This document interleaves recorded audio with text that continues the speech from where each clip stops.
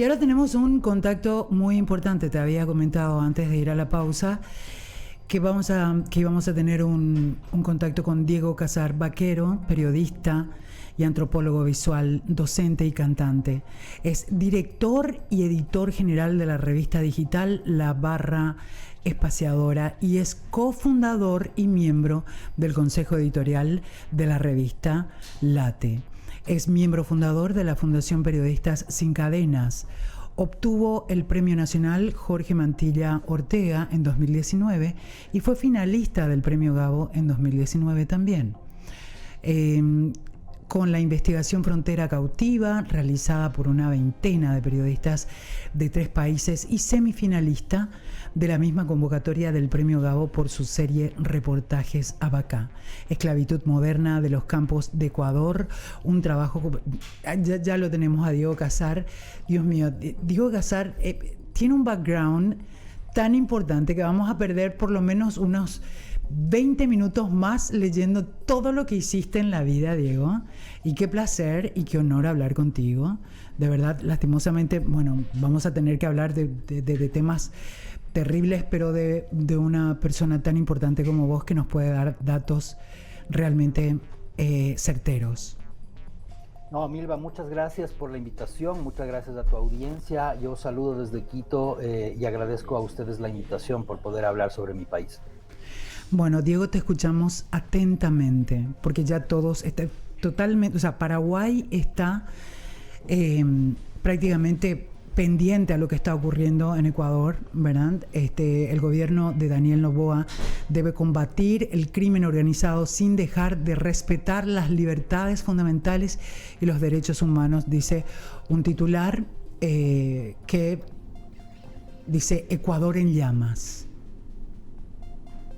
Es gravísimo y lamentable, es muy triste. Las primeras planas, sobre todo de los medios de nuestra región, de América Latina, tienen a Ecuador los últimos días como esta mala noticia, como esta noticia que a todos nos entristece porque es un problema regional. El crimen organizado, hay que decirlo, se ha tomado el Estado ecuatoriano y se ha infiltrado en todas las instituciones de este Estado, pero también en todas las instancias de la sociedad, y esto es algo que, como siempre digo, es resultado de un proceso de varios años, no es un episodio que surge intempestivamente, y entender el proceso histórico quizás es lo más importante. Como ustedes habrán visto, estas primeras planas se llenaron con imágenes de lo que ocurrió el pasado 9 de enero en un canal de televisión en las instalaciones de Guayaquil, de este canal de televisión. Pero esto viene, digamos, es un episodio o un detonante de varios otros episodios que ya hemos atestiguado desde hace varios años. Y yo quiero referirme a esto porque hay que ser muy claros. El Estado ecuatoriano a lo largo de los últimos gobiernos no ha podido controlar al crimen organizado o ha tenido ciertos grados de complicidad con el crimen organizado, y eso es lo que ahora estamos enfrentando en Ecuador. En este mismo momento, mientras yo estoy hablando, las calles de la capital ecuatoriana y las calles de algunas otras ciudades no registran un movimiento habitual, es decir, hay muchísima gente que está trabajando desde casa mientras puede trabajar. Ajá. Algunos están haciendo incluso una mención a que estuviéramos viviendo una segunda pandemia, porque el clima que se vive en los exteriores de las viviendas es precisamente ese. Estas imágenes que ustedes están transmitiendo en este momento se las transmitieron ayer, son imágenes de una captura de una persona que estaba transportando armas camufladas con pertrechos, con residuos o cosas por el estilo, y es un poco lo que estamos viviendo en varias partes del país. Una de las cosas, y con esto cierro esta primera intervención, tiene que ver con cómo el país, Ecuador, un país tan pequeño en territorio, está tan fragmentado también, y hay mucha distancia entre las ciudades principales, Quito, Guayaquil, Cuenca, con las zonas rurales o las zonas periféricas donde están ocurriendo cosas. Ayer hubo una explosión en un centro nocturno en una ciudad amazónica que se extendió a varias casas a su alrededor. También hay muertos, todavía no se tiene el dato exacto de cuántas personas fallecidas hubo. Hay amenazas de bomba todo el tiempo. Esta mañana mismo se ha cerrado una de las terminales terrestres más importantes de Quito porque hay una amenaza de bomba y están en este momento verificando si es que esto es real, si es que la amenaza es real. Es decir, el clima es un clima que nos contagia a todos y que es lamentable, y ahora lo que estamos esperando es que el gobierno tome las medidas necesarias y que sean además medidas complementarias, que atiendan también al sector social, que atiendan también el problema de una manera estructural. Diego, yo no sé si entendí mal, pero creo que en algún momento dijiste que habría como algún implicado dentro con el crimen organizado. ¿Puede ser? ¿O entendí mal? Dentro de la política. Sí. Sí, sí, así es. De hecho, hace pocas semanas estalló un caso penal, un caso en los tribunales de la República, que fue llamado Metástasis por la Fiscalía General del Estado, que fue quien lo sacó a la luz. Y en este caso se evidenciaron cosas que todos conocíamos, pero que tampoco es una realidad que la conozcamos recién ahora, ¿no? Y es que el sistema de justicia, jueces, fiscales, así como muchos miembros de la clase política ecuatoriana han estado involucrados, han sido cómplices o han coadyuvado en el proceso de reforzamiento de las redes criminales en el Ecuador. Son varios los años que llevamos de este proceso, y estos últimos años básicamente lo que hemos vivido es un afianzamiento del crimen organizado en las instancias de toma de decisiones públicas. Esto no es algo que sea novedoso, no lo estoy diciendo yo, esto lo conocemos perfectamente. Hay muchos implicados, de hecho órdenes de prisión se acaban de dictar contra exfuncionarios, exministros del gobierno de Rafael Correa, hay casos abiertos en contra de funcionarios del gobierno de Guillermo Lasso, del gobierno de Lenín Moreno. Entonces, como digo, entender este evento que estamos ahora enfrentando como un proceso histórico es lo más importante, porque esto ha sido resultado de una sucesión de hechos, de una sucesión de asociaciones entre el crimen organizado y varios funcionarios que le han sido útiles, ¿no?, a estas estructuras criminales. Por poner, por hacer un dibujo rápido de esto, ¿verdad? Es como que tiene que ocurrir algo malo para poder acabar. Entonces, dejen que ataquen para poder ir contra ellos. ¿Es así o no? Yo siento que hay ciertas posturas que han, digamos, desde la decisión política, desde las instancias del poder político, ha habido ciertas posturas que han elegido esperar a que los extremos se den, esperar a que la violencia se extreme para entonces tomar soluciones. Y yo lo que creo es que esa ha sido una de las peores decisiones por parte del poder político, porque lo que ocurrió en TC Televisión, para referirme a las escenas que ustedes están mirando en este momento, que ocurrieron este 9 de enero pasado, es un ataque a la prensa, ecuatoriana, es un mensaje clarísimo de parte del crimen organizado a las instituciones democráticas del Estado ecuatoriano, pero esto es resultado, entre otras cosas, de un episodio que ocurrió hace 5 años, Milva, y yo quiero referirme siempre a esto. Yo soy parte de la Fundación Periodistas Sin Cadenas, que nace justamente a partir de un episodio que ocurrió en 2018, que es el secuestro y asesinato de un equipo periodístico de diario El Comercio.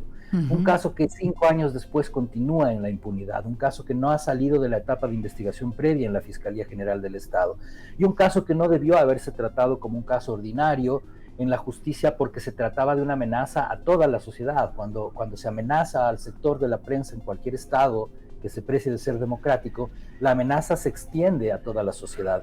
Y en ese sentido, el Estado ecuatoriano tiene una deuda grandísima. En ese momento gobernaba Lenín Moreno.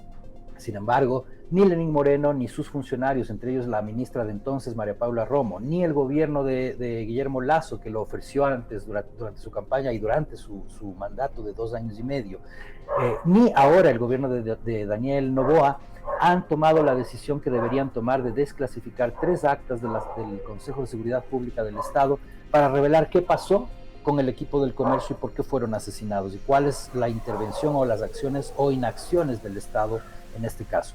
¿Cuál es el mensaje que después de 5 años ha dado el Estado? Que con la prensa se puede hacer lo que sea, que no va a haber retaliación, que no va a haber medidas de reparación ni medidas de sanción por parte del Estado cuando se ataca a la prensa. Y esto es un ataque a la democracia, por lo tanto, el Estado está emitiendo un mensaje de que no le importa cuidar el sistema democrático. Eso es gravísimo, lo creemos, porque además ahora se extiende a las poblaciones, entre ellas, obviamente, el lugar donde fueron secuestrados los miembros del equipo del comercio, que es Esmeraldas. La provincia de Esmeraldas es una de las más empobrecidas de este país y en este momento está prácticamente tomada por el crimen organizado. El mismo Estado no tiene la posibilidad de entrar con toda la fuerza que debería a esta zona y a otras zonas del país. La minería ilegal en contubernio con el crimen organizado también se ha tomado amplios territorios de mi país, entre ellos muchos territorios amazónicos. La Amazonía es una zona olvidada por el Estado ecuatoriano. Es decir, si analizamos históricamente el problema, entendemos que esto es resultado de un abandono histórico por parte del Estado a ciertas zonas, a ciertas poblaciones, que son precisamente ahora las que se convierten en focos de la delincuencia y en focos de la organización criminal. Y bueno, no sé por qué te hago esta pregunta, porque vos no tenés por qué saber, ¿verdad? Pero ¿por qué están tan fuertemente armados? ¿O por qué tienen tanto rubro, tanta... ¿de dónde viene eso? ¿Es local o viene de manera internacional? El crimen organizado, Milva, nunca funciona únicamente dentro de las fronteras nacionales. Hay que entender que el crimen organizado responde a una lógica de red global de mercados ilegales. Entonces, cuando hacemos un análisis desde esta perspectiva, entendemos que las formas de nutrirse del crimen organizado, sea en México, en Colombia, en Brasil, en Ecuador o en El Salvador, va a tener siempre conexiones y de hecho el funcionamiento de las redes criminales globales implica siempre a funcionarios de los estados porque solamente a través de esas complicidades que puede ejercer su poder y puede ejercer además el funcionamiento de su mercado ilegal. Son grandes mercados que no se pueden explicar si es que no explicamos las fallas, por ejemplo, en los controles fronterizos, las fallas entre la falta de sinergia en las políticas estatales, en las políticas públicas estatales de la región. Nosotros hacemos siempre mención, por ejemplo, a lo que pasa en América Latina con respecto al control de la minería ilegal. La minería ilegal es un fenómeno que afecta en este momento a prácticamente toda la cuenca amazónica y sus 9 países, o a la mayoría de los 9 países de la cuenca amazónica. Sin embargo, las políticas para enfrentar la minería ilegal en estos países no están sincronizadas, no están sintonizadas. De manera que lo que tenemos como resultado es mucho tráfico de material químico, mucho tráfico incluso de minerales entre fronteras, entre países. Hay muchísimas versiones periodísticas de investigaciones que incluso hablan de tráficos de combustible entre uno y otro país por los precios de los combustibles que varían tanto entre uno y otro país. Es decir, las maneras de retaliación del crimen organizado, los mecanismos de retaliación por parte de los estados son sumamente precarios y entendemos que una de las fallas más garrafales por parte de los estados es tratar de atacar al crimen organizado desde la militarización, desde la policialización de las acciones, cuando esto debería ir siempre de la mano de políticas públicas relacionadas con atender el sector social, atender las diferencias o las distancias, las brechas socioeconómicas que viven nuestros países. Si nosotros hacemos un análisis sumamente sucinto y directo sobre este tema al que estoy refiriéndome, podemos decir claramente que quienes se involucran en las redes o en los estratos más bajos de las redes criminales casi siempre o siempre son precisamente las clases más empobrecidas, las clases que no tienen acceso a condiciones laborales adecuadas, que son las clases trabajadoras. En este momento, por ejemplo... ¿Que se involucran en qué sentido? Que se involucran como las tuercas de funcionamiento en lo micro, digamos, de las redes del narcotráfico. Es decir, el narcotráfico se organiza, y por eso se llama crimen organizado, y es paradójico hablarlo y decirlo de esta manera, pero es tan organizado que las instancias elitistas del crimen organizado tienen sus funciones en su alto nivel. Sin embargo, no podrían funcionar si es que no tuvieran estos grandes operarios en las calles, en las plazas, en los barrios, que son quienes ayudan a la distribución, quienes ayudan al silenciamiento, quienes ayudan incluso a través de la delincuencia a cooptar a la fuerza pública, policial, a las fuerzas militares e incluso a los jóvenes y niños, y esto es a lo que me quería referir hace un momento. Ecuador está registrando en este mismo instante el más alto índice de deserción escolar de su historia. Y muchas de estos fenómenos de deserción escolar están ubicados precisamente en las zonas donde más peligrosidad en este momento se registra, donde más inseguridad se registra. Lo que implica que, y además esto está probado, que las filas, digamos, las primeras filas, la carne de cañón de las redes criminales, siempre van a ser los jóvenes, niños, adolescentes, que se encargan de estas operaciones en el territorio para permitir que el crimen organizado funcione. Ajá. Una de las zonas, como decía, en Ecuador es la Amazonía. Otras son los cordones fronterizos al norte con Colombia y al sur con Perú, y específicamente la provincia de Esmeraldas, la provincia de Manabí y la pequeña ciudad de Durán, que colinda con Guayaquil, en la costa ecuatoriana. Qué fuerte cuando tocaste el tema de los jóvenes y los niños, ¿verdad? ¿Cuál es la relación o cómo es la relación entre estos gobiernos, México, Colombia y Ecuador? Saliendo un poquito del tema para volver de nuevo, ¿verdad? No creo que te sales del tema, Milva. Me parece que es importante entender cómo funcionan los estados y los gobiernos en sus conversaciones bilaterales. Y en este sentido, por ejemplo, yo no encuentro que haya una relación como la que esperaríamos entre el gobierno de México y el gobierno de Ecuador. Es decir, hay mucha distancia. En este momento y hay que decirlo también, si la clase política está involucrada, también están involucrados casos políticos que están en los tribunales. Uno de los casos más emblemáticos que está en marcha, de hecho, se acaba de dictar orden de prisión en contra del expresidente Jorge Glass, que días antes de que se dictara esta orden de prisión por un caso que digamos que se inició o por el que se formularon cargos recientemente, antes de eso ya había cumplido una sentencia de aproximadamente 6 años y medio en prisión por otro caso relacionado con el caso Odebrecht, que afectó a varias otras naciones en la región. Entonces, la política y la relación, es decir, la relación de la corrupción política con la relación y la relación con el crimen organizado y con el narcotráfico ha ido increciendo en Ecuador, pero esto siempre ha mostrado los vínculos que hay con redes de narcotráfico vinculadas con el cartel de Sinaloa, con el cartel de Jalisco Nueva Generación, etcétera, y los grupos delincuenciales en Ecuador tienen vínculo directo con estas organizaciones criminales. De manera que los vínculos no tenemos por qué inventarlos, están ahí. Lo que nos preguntamos es cómo los estados no trabajan sincronizadamente, precisamente, para atacar este fenómeno que ya ha encontrado sus mecanismos para vincularse. Es decir, mientras el crimen organizado encuentra todas las dinámicas para funcionar internacionalmente, transnacionalmente, los estados no hacen su trabajo. Y ahí es donde aparecen las posibles complicidades o las posibles negligencias por parte de la clase política de nuestra región. Es algo que creemos que se convierte en un bucle, ¿no? Que se convierte en un círculo vicioso del cual es muy difícil salir si no se toman las decisiones adecuadas. Voy a poner en tela de juicio, por ejemplo, lo que había pasado, lo que dicen que había pasado en Israel, ¿verdad? Cuando ocurrió aquel ataque, que supuestamente una parte del gobierno sabía y otra parte no sabía, ¿verdad? Podríamos poner el mismo ejemplo en este caso. Es una pregunta.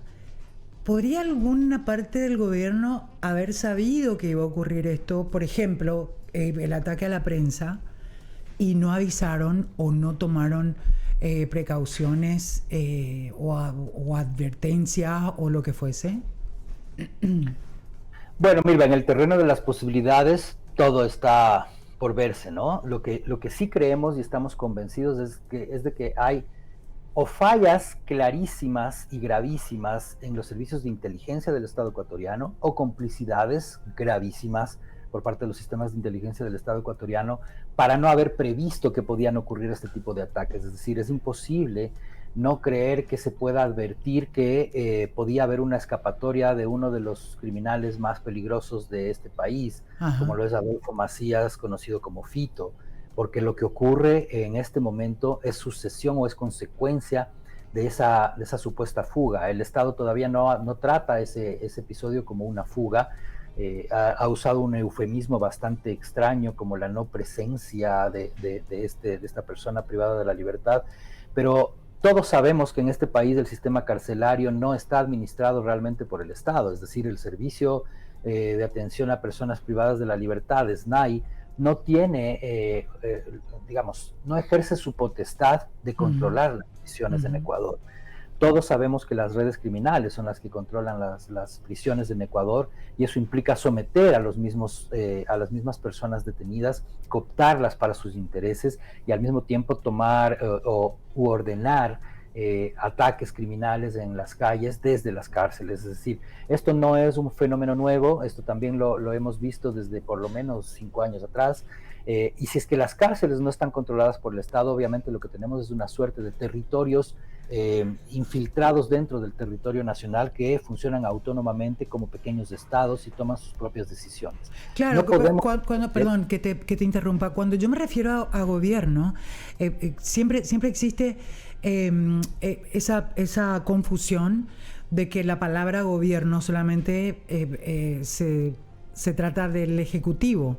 Y el gobierno son todos los movimientos, los partidos de todos los colores, legisladores, poder judicial. O sea, el gobierno engloba absolutamente todo. Ahora, seguramente ya tendrán identificado al grupo, al partido, al enemigo que está operando dentro del gobierno, que normalmente en los Estados Unidos lo llaman Estado profundo, y todos los países tienen Estado profundo en los gobiernos, ¿verdad?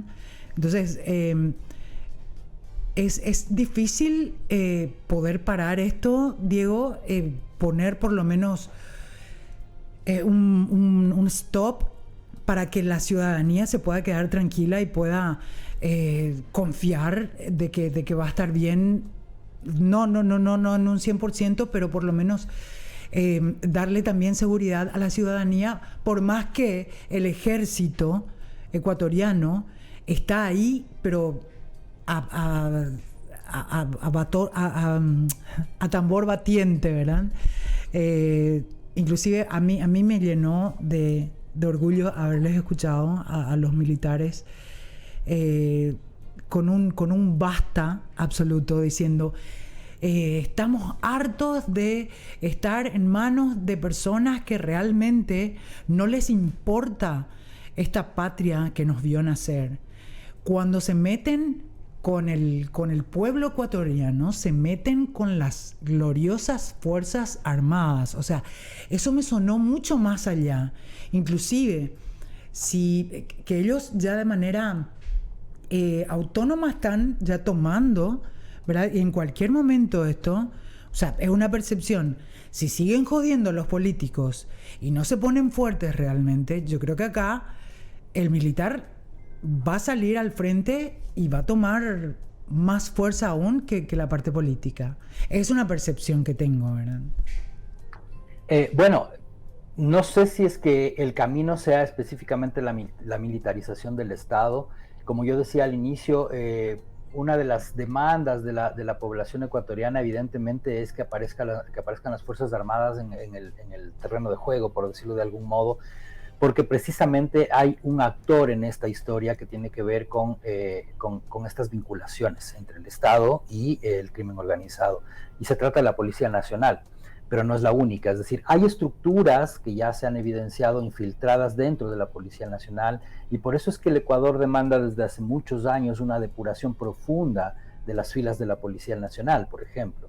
Pero también se ha hablado de militares involucrados, es decir, las instituciones de control del Estado ecuatoriano han atestiguado o han sido infiltradas por actores del crimen organizado, y todavía no vemos una política estatal que apunte a la depuración de las fuerzas de control del Estado ecuatoriano. Esto debería ir en paralelo con atención en política pública a los sectores sociales empobrecidos, que son precisamente los más vulnerables y los más susceptibles de caer en las filas del crimen organizado. Es decir, claro, es pero tú no tienes la posibilidad. Sí, pero yo me refería, o sea, yo entiendo que hay más esa cosa de pensar de que todos los militares son malos, son corruptos y la. Existe una parte buena y existe una parte mala. Claro. Existe la parte patriota real, ¿verdad? Entonces yo me refería a eso. O sea, están los militares del Estado profundo y están los militares patriotas, digamos, ¿verdad? Yo me refería a eso.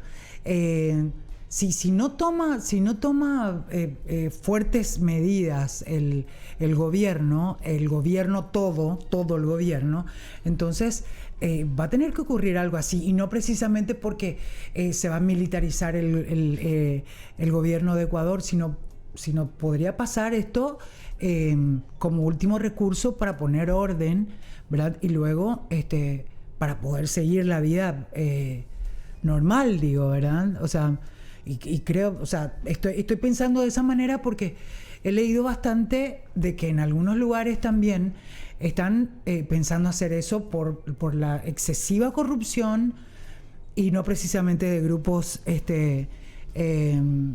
terroristas, sino que de políticos terroristas que están adentro y que no ponen stop a esto, ¿verdad? Totalmente, sí. Bueno, gobiernos militares, ya nos ha demostrado la historia en América Latina, no han solucionado las cosas en general, en términos generales en la región. No ha sido esa la solución.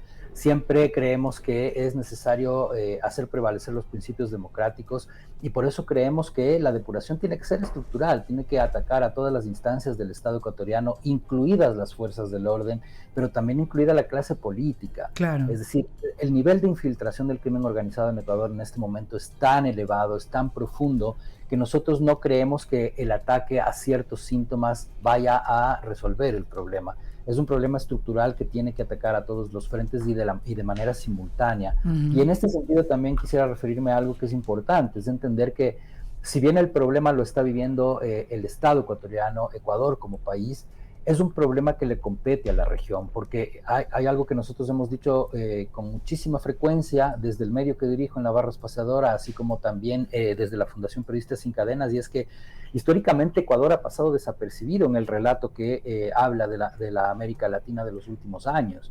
Se ha hablado muy poco de Ecuador, se habla mucho de Colombia, se habla mucho de Perú, se habla mucho de Brasil, pero no se ha hablado tanto de lo que ocurría ya de hace décadas en Ecuador, por lo menos los últimos 15 años, ya esto ha venido vertiginosamente acelerándose, y Ecuador pasaba desapercibido al punto de que en este momento es evidente que Ecuador es una tuerca fundamental de la maquinaria del crimen organizado regional y global, y esto es por haber perdido de vista esa atención que merecía este país y lo que estaba ocurriendo con la clase política de este país. Y como decía, siempre el crimen organizado va a funcionar en donde la clase política se lo permita.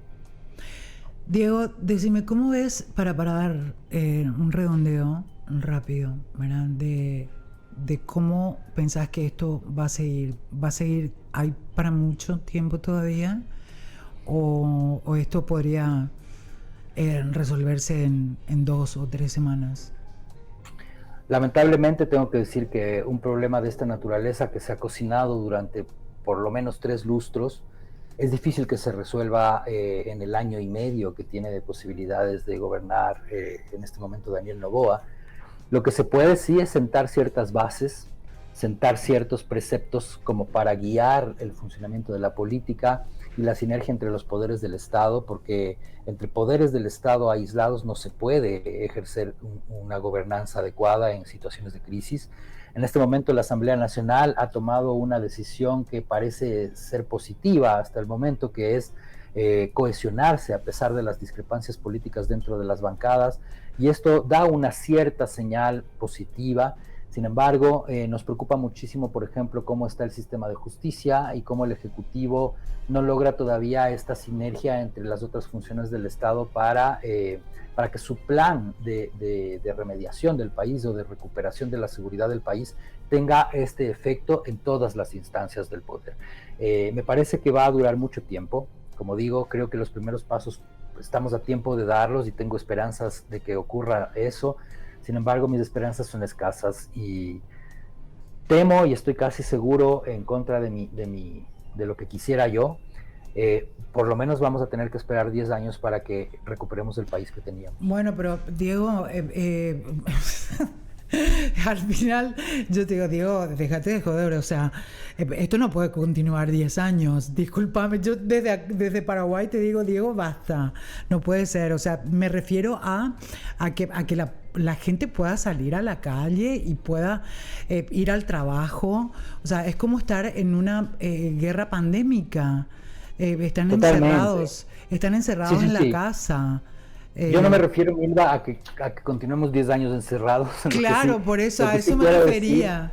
Sí. Claro, lo que sí quiero decir es que para erradicar el crimen organizado de las instancias en las cuales se ha infiltrado durante todos estos años se requiere más tiempo y se requieren medidas sostenidas en el tiempo, políticas públicas claras, se requiere presupuesto, se requiere canalizar los fondos. El lavado de dinero con el crimen organizado son dos elementos que funcionan de la mano, y si no se ataca a las fuentes de lavado de dinero y a los efectos del lavado de dinero y a los resultados de ese lavado en todas las localidades de este país, pues solamente vamos a atacar la epidermis, ¿no? Lo que tratamos de decir desde el periodismo en todo momento y desde quienes hacen análisis de la situación en mi país es que las medidas que se tomen ante una crisis tan grave en Ecuador deben ser estructurales y por lo tanto deben tener correlatos en las otras instancias del poder. No podemos concentrarnos solamente en atacar el síntoma a través de